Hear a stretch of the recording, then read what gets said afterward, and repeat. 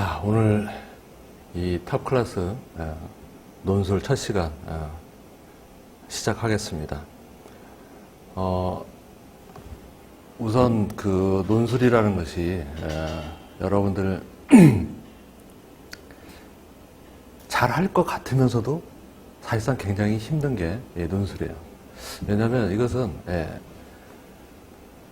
훈련된 사람은 굉장히 잘할 수 있는데 그동안 사실상 논술이라는 것이 제대로 이렇게 훈련을 받은 사람들이 거의 없고 또 그럴 기회도 없었다는 거죠.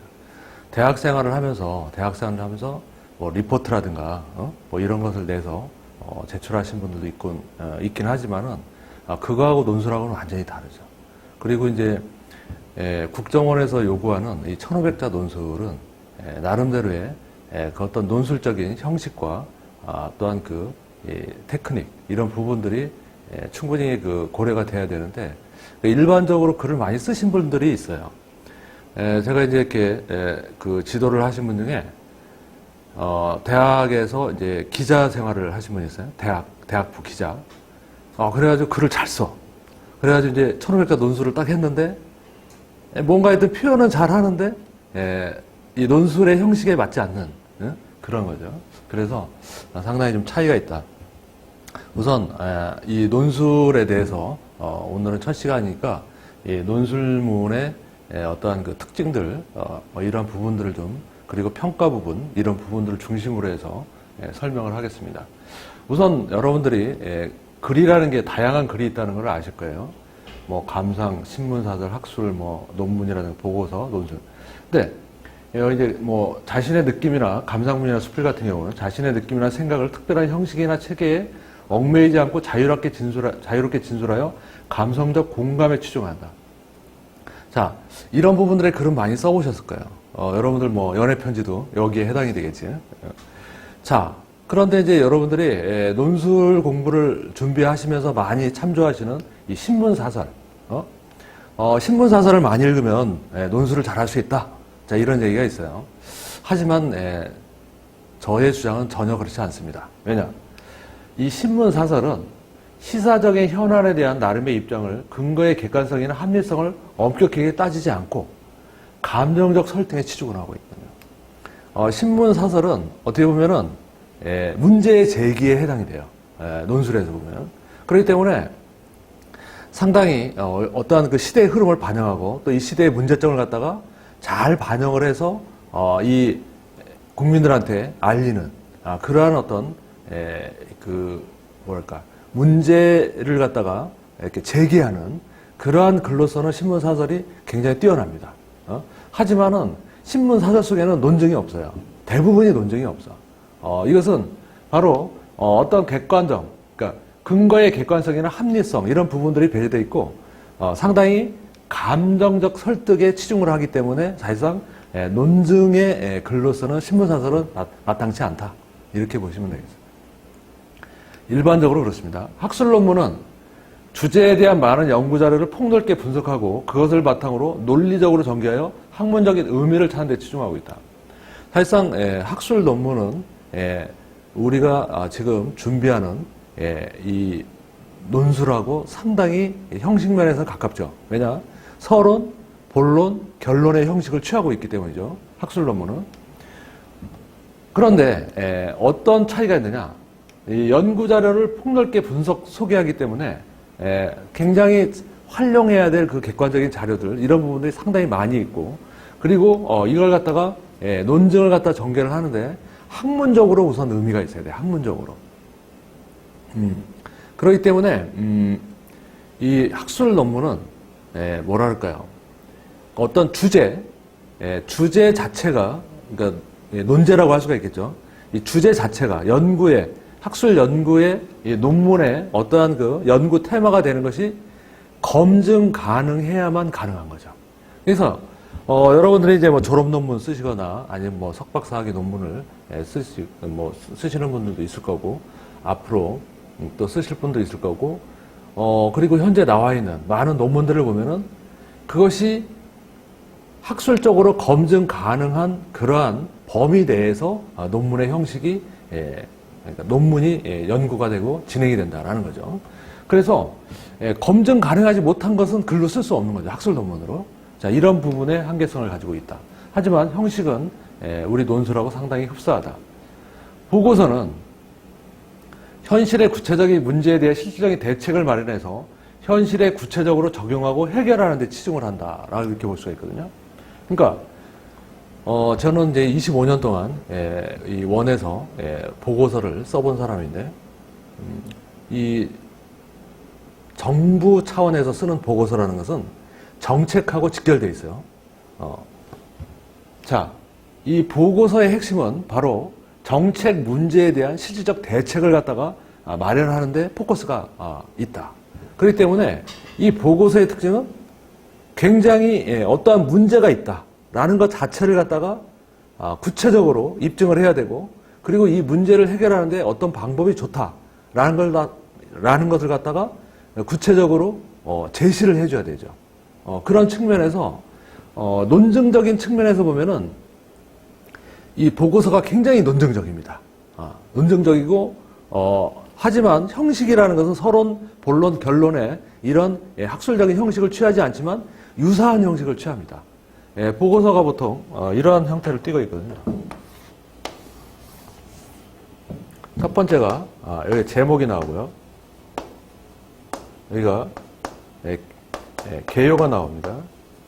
두 번째가 관련 내용이 나옵니다.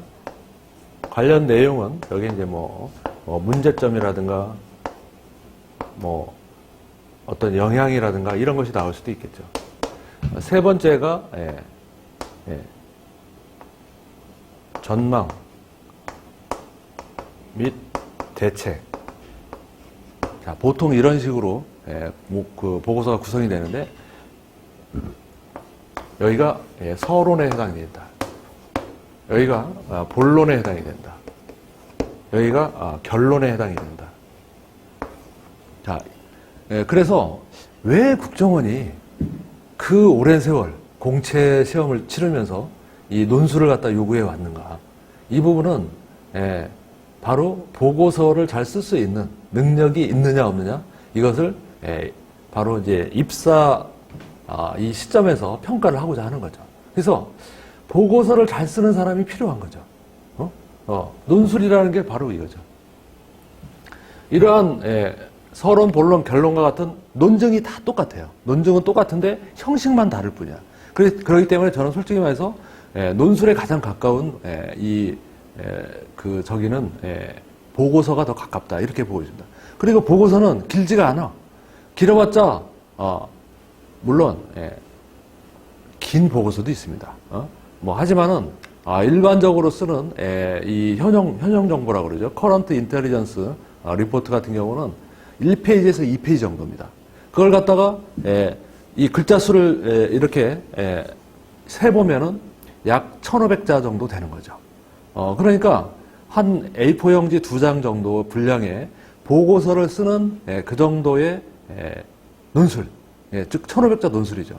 이래서 원에서, 국정원에서 이 1500자 논술을 지금까지도 고집하고 있는 겁니다. 그 다음에 논술이죠. 논술은 어떤 문제에 대해 자기 나름의 견해나 주장을 내세운 다음 객관적이고 합리적인 근거를 제시하여 자기 견해의 정당성을 입증하는 거죠. 그래서 논술은 가장 논증적인 글쓰기라고 이렇게 볼 수가 있습니다.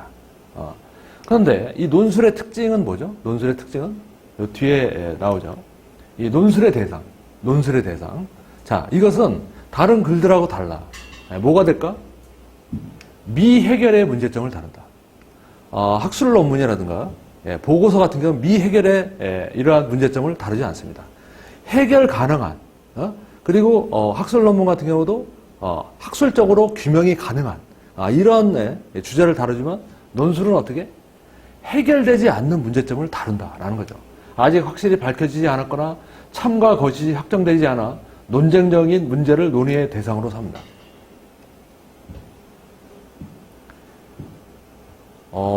그 전에 제가 논제를 하나 봤는데요. 이런 논제가 있더라고요. 이 창조와 파괴에 대해서 설명을 하고, 창조적인 파괴에 대해서 자신의 견해를 논하시오. 제가 그 논제를 보고서 굉장히 무겁고 도대체 창조와 파괴를 설명하기도 힘든데 거기다 창조적인 파괴를 갖다가 자신의 견해를 논하셔. 이건 굉장히 이게 도대체 미해결의 문제점이죠. 뭐 21세기에 이 새로운 4차 혁명이라는 것이 사실상 어떻게 보면 그런 컨셉에서 시작하는지도 몰라. 3차 산업을 파괴의 대상으로 보고 창조적인 파괴라는 것은 사실상 파괴보다는 창조를 더 강조하는 그런 개념이죠. 3차 산업의 그런 어떤 트렌드를 뛰어넘는 그러기 위해서는 창조적인 파괴죠. 창조적인 파괴. 창조가 있어야 4차 산업이라는 것이 4차 산업혁명이라는 것이 나올 수 있는 거죠. 자, 이런 의미에서 굉장히 참 논쟁 중인 그런 문제. 그리고 이제 주로 원론적인 문제를 다룬다. 근원적인 문제들에 대해 묻고 해답을 찾는 과정을 되풀이하면서 해답을 구하는 문제를 대상으로 삼는다. 국정원 논제 중에 하나가 이제 그런 논제가 있었습니다. 그게 2013년도 논제였던 것 같은데. 대한민국은 자유민주주의 국가인가? 여기에 대해서 자신의 견해를 논하시오. 이게 무슨 뚱딴지 같은 소리야. 대한민국은 자유민주주의 국가인가? 이야, 진짜 이게 근원적인 원론적인 문제 이런 부분들을 다룰 수 있다라는 거죠. 굉장히 그래서 논술이라는 것은 어떻게 보면은 그 논쟁적이고 원론적이고 깊이 있게 이런 주제를 갖다가 다룰 수 있는 그런 영역에 그리지 않은가. 그 다음에 이제 종합적인 통찰력을 요구하는 문제를 다룬다. 의견이 분분해서 하나의 정답을 찾을 수 없지만 포괄적인 사고 및 안목을 바탕으로 답을 구하는 문제를 대상으로 삼는다. 또 생각이 나는데 국정원 이 논제 중에 하나가 이 합리적인 권력의 사용에 대해서 자신의 견해를 논하시고 종합적인 통찰. 도대체 합리적인 권력의 사용이라는 게 뭐야? 이건 의견이 굉장히 분분할 수 있는 그런 문제죠. 하나의 정답을 찾을 수 없죠. 권력의 사용이라는 것이 이것은 뭐 시각이 엄청나게 많을 수가 있죠. 자, 이를 종합적으로 볼 수 있어야 된다는 거죠. 그러니까 이런 부분들을 다룬다. 좀 이제 국정원이 다루는 그런 논술의 어떤 이 뭐 레벨이랄까 범위랄까 이런 쪽을 조금씩 여기에 가까운 부분이 있다라는 거죠. 자, 논술의 특징을 보죠.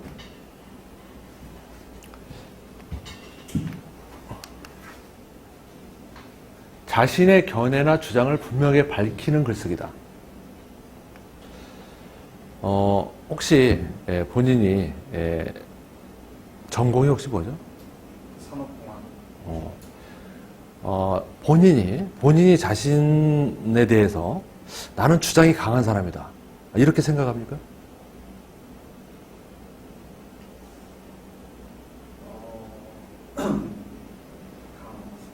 강한 것 같아. 그럼 나의 견해가 뚜렷한 편이다. 제가 아는 범위 내에서? 오케이. 자, 견해나 주장이 강한 건 좋은데, 자, 문제는 우선적으로 확립되어야만 글쓰기가 가능한데, 자, 이 글쓰기는 자기의 입장이 있어야 돼요. 자기의 입장이 없는 사람이 있거든. 그럴 경우에는 소위 크리티컬 띵킹이라고 그러죠. 비판적 사고가 부족한 사람이에요. 지금 수험생 같은 경우는 내 주장이 강하고 견해가 강하다. 이것은 나의 입장이 소신이 있다라는 거죠. 그리고 비판적 사고가 있다라는 거죠. 자, 이런 부분이 굉장히 중요한 부분이다. 그것은 우선적으로 합리적으로 확립되어야만 글쓰기가 가능한데 아이디어가 없는 사람은 도대체 뭐가 문제인지, 이것이 어떠한 영향을 줄 것인지, 그리고 어떠한 대책이 필요한지 이런 부분에 대해서도 아이디어가 사실상 없을 가능성이 있다. 자, 해결할 논제를 다면적이고 다각도로 깊이 따져본 다음에 자신의 관점과 입장을 정해야 된다. 사실상 우리가 알고 있는 문제인식의 범위라는 것은 좁을 수가 있어요. 늘 내가 생각지도 못한 문제가 터질 수가 있거든요. 뭐 최근에 가장 핫 이슈가 되고 있죠. 비핵화 문제. 2017년도 말까지 핵 강대국을 갖다가 강성대국을 갖다 외치던 김정은이가 2018년 신년 사이에 갑자기 비핵화하겠다. 뭐 남북하고 교류하겠다. 갑자기 이렇게 뚱딴지 같은 완전 180도 정책이 바뀌었죠. 여기에 대해서 자신의 견해를 논하시오. 이거 참 굉장히 다면적 각도로 바라봐야 됩니다. 북한을 신뢰할 수 있을 것인가? 북한을 신뢰할 수 있을 것인가? 그동안 20년 동안 속아왔는데 하루아침에 신뢰할 수 있을 것인가? 그리고 북한은 생존을 위해서 모든 온갖 국제적 비난을 무릅쓰고 핵을 개발했는데 갑자기 오늘날 와서 포기하려고 하는 것인가? 그 이유가 뭔가? 원인이 뭔가? 전략적 의도는 뭔가? 이게 복잡해요. 복잡해요. 그렇기 때문에 그런 부분에 대해서 이 전략적인 그런 마인드를 가져야 되죠. 그러려면은 그동안 많은 걸 갖다가 따져볼 수 있어야 된다. 따져본다는 게 분석할 수 있어야 된다는 거죠. 그동안에 북한이 이 핵 개발을 해온 그러한 어떤 히스토리라든가, 그리고 벌써 세 번째거든요. 비핵화하겠다고 한 게. 하다가 한번 2년 3개월, 6개월인가 갔었나? 처음에 6개월 갔다가 그 다음에 2년 3개월 갔다가 요번에는 얼마 갈지 모르겠는데 계속 스탑 됐죠. 자, 이런 부분들이죠. 자, 자신의 주장을 논증하는 글쓰기다. 자신의 주관적인 견해를 객관화하는 글쓰기다. 자, 논증이라는 것은 어렵게 생각할 필요 없어. 논증. 논증하면은 보통 대학에서 배운 귀납법, 연역법, 이런 이 어떤 그 논리, 이런 것이 논리학이 생각이 날 거예요. 그런 게 아니에요. 논증이라는 것은 자기의 주장을 갖다가 어떻게? 자기의 주장은 주관적인 어떠한 선에 머무르는 거죠. 자, 나는 이 북한이 진정한 비핵화를 실천하고 이 경제 발전을 추구하고 있다. 추구하기 위해서 정책을 변환했다라고 생각합니다. 이렇게 내가 얘기를 했다면 그건 나의 주장인데, 이것은 아직까지도 나의 주관적인 어떠한 이 수준에 머물러 있죠. 그렇다면은 이것을 어떻게 객관화시키냐? 내가 이것을 갖다가 객관화시킨다면 이것이 논증이 됩니다. 자, 북한이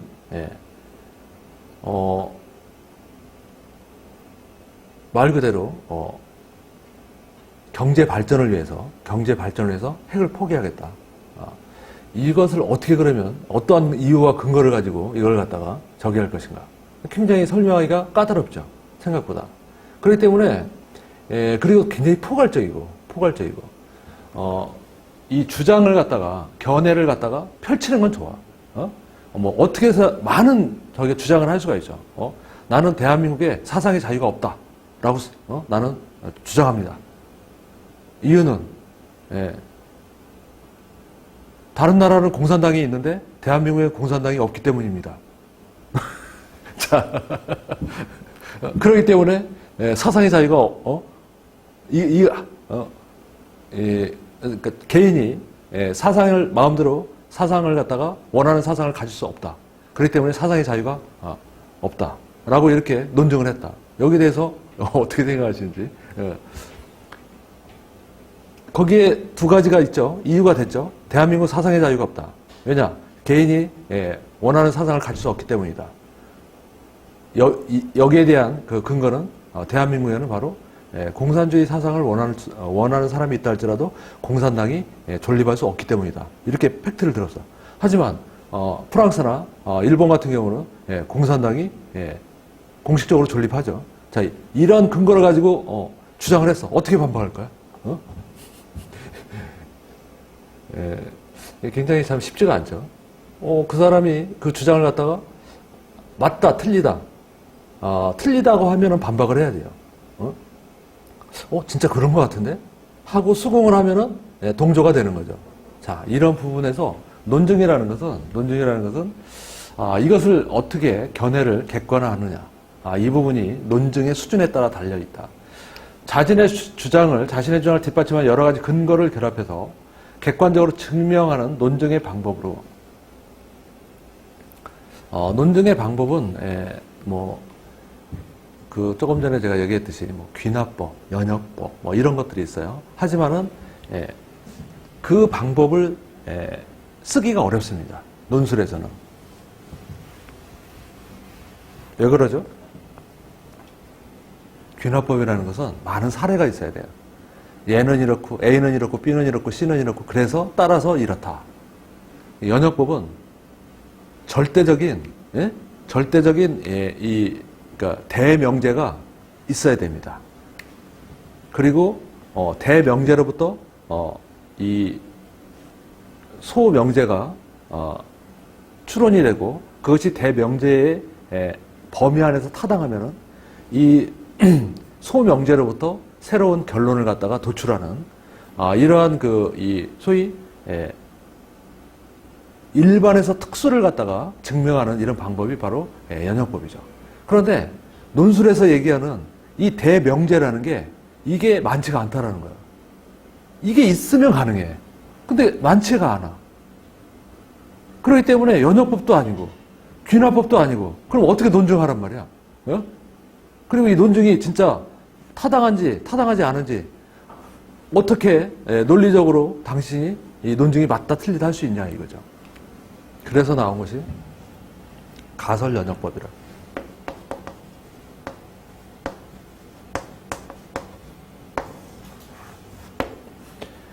이 가설연역법이라는 것은 사회과학이건 자연과학이건 다 이 범주 안에서 사실상 우리가 논증을 하고 있습니다.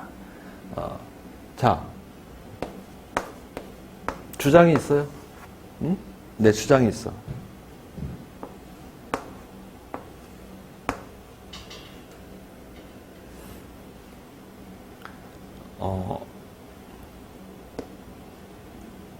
이걸 이렇게 얘기할까? 가설연역법이라니까 여기서부터 시작을 하죠. 가설이 있어요. 대한민국은 자유민주주의 국가가 아니다. 자, 이걸 가설로 세워가지고 굉장히 다른 가설도 좋지만은 다른 가설 해볼까? 현재 대한민국은 경제 호황기다. 이런 게 자, 이 가설을 입증하기 위해서 뭐가 나와야죠? 이 가설이라는 것은 굉장히 추상적인 어떠한 그 주장입니다. 가설이라는 것은. 그렇기 때문에 이 가설을 대한민국은 호황기다. 이걸 갖다가 만일에 실제로 입증을 하기 위해서는 여기서부터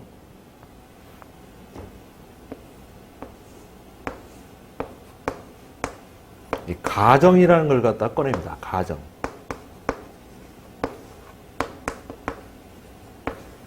이것은 하이퍼세스, 이것은 영어로 assumption에 해당이 됩니다. 이 가설, 대한민국은 호황기다라는 이 하나의 범주에서 내가 현실적으로 입증할 만한 그러한 가정을 끌어내는 거. 연역한다고 그러죠. 이것에, 그래서 가설 연역입니다. 가설 연역. 자, 대한민국은 호황기다. 대한민국은 호황기다. 그러면은, 대한민국 경제는 호황기다. 그러면 첫 번째 가설은 대한민국은 수출이 지금 잘 되고 있다. 두 번째, 대한민국은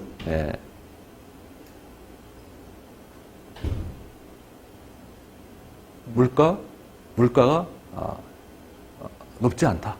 이런 거. 세 번째, 그 소비품의 어떠한 그 인플레가 높지 않다. 이렇게 여러 가지 이런 부분을 가지고서 가정을 하는 거죠. 자, 이런 가정이 1, 2, 3, 세 개의 가정이 있는데 이것이 맞으면은 대한민국 경제는 호황기다. 자, 이 가설 자체가 타당하다고 인정을 하는 거죠. 타당하다고. 여기에 대한 가정을 입증하는 것은 팩트입니다. 팩트, 근거. 이거 수치들이 나오죠. 자, 이것이 바로, 즉, 내가 어떤 주장을 펼치는데 이것이 가설이고 이것이 주장이 될 수가 있어요. 그런데 이 주장을 갖다가 어떻게? 자신의 주장을 뒷받침한 여러 가지 근거를 결합하여 객관적으로 증명한다. 논증의 방법이라고 그랬죠. 논술에서는 이것을 어떤 식으로? 주장.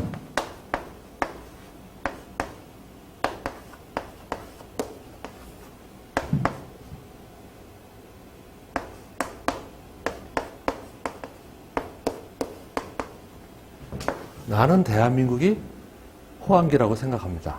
왜냐하면 첫째, 이유가 바로 수출이 잘 되고 있기 때문입니다. 전년도에 비해서 수출 액수가 얼마에서 얼마로 더 증가한 것이 이를 뒷받침합니다. 두 번째 이유는 대한민국의 이 물가지수가 높지 않기 때문입니다.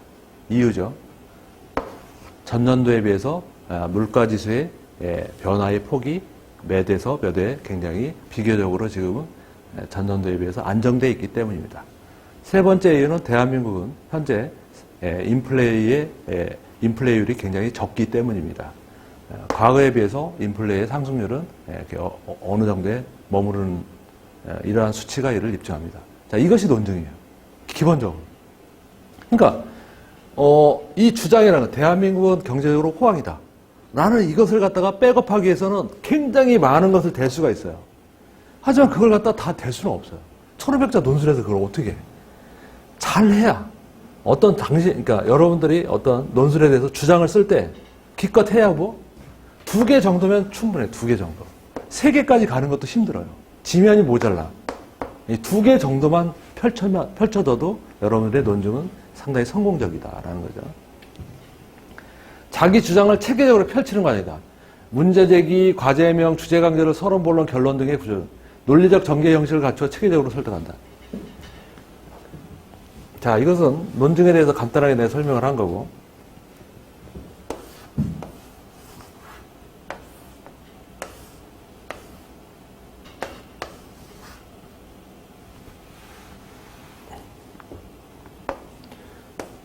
제가 이 그림을 많이 그릴 텐데, 자, 서론, 본일, 본투, 본쓰리, 결.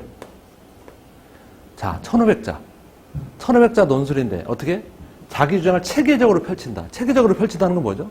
서론과 본론과 결론의 형식을 취해야 된다는 거야. 볼, 결론. 이 형식에 따라서 이 어떠한 자기의 주장을 전개를 해줘야 된다는 거죠. 무슨 말인지 알겠어요?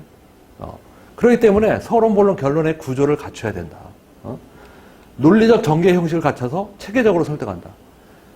이 형식은, 서론, 본론, 결론의 형식은, 이것은, 이 논술문이라는 것은 진짜 오랜 세월 동안, 개발되어 온, 그런 형식입니다. 이 형식을 갖다가 바탕으로 해서, 논술, 문을 작성을 하라는 거죠. 그래서 서론을 어떻게 써야 되는지, 본론을 어떻게 써야 되는지, 본론을 어떻게 전개해야 되는지, 그리고 결론을 어떻게 써야 되는지, 이런 부분들이 가장 기본적인 논술에 있어서 어떤 이해의 부분이 되겠다.